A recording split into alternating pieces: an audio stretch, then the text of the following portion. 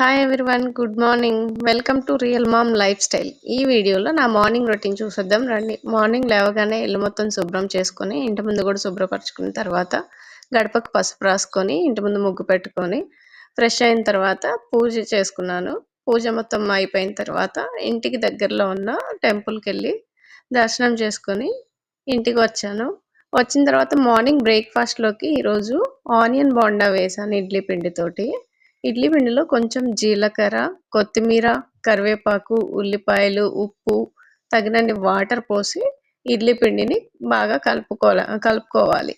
బోండాలు వేసుకోవడానికి సరిపడా కలుపుకొని స్టవ్ మీద కళాయి పెట్టి స్టవ్ వెలిగించి కళాయిలో డీప్ ఫ్రైకి సరిపడా ఆయిల్ వేయాలి.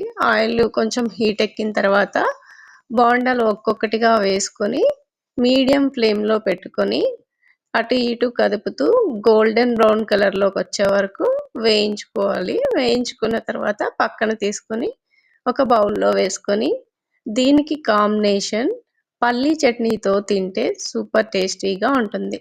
ఒకసారి మీరు కూడా ట్రై చేసి ఎలా ఉందో కమెంట్ బాక్స్లో కమెంట్ చేయండి. ఈ వీడియో కనుక మీకు నచ్చినట్లయితే లైక్ చేసి షేర్ చేయండి.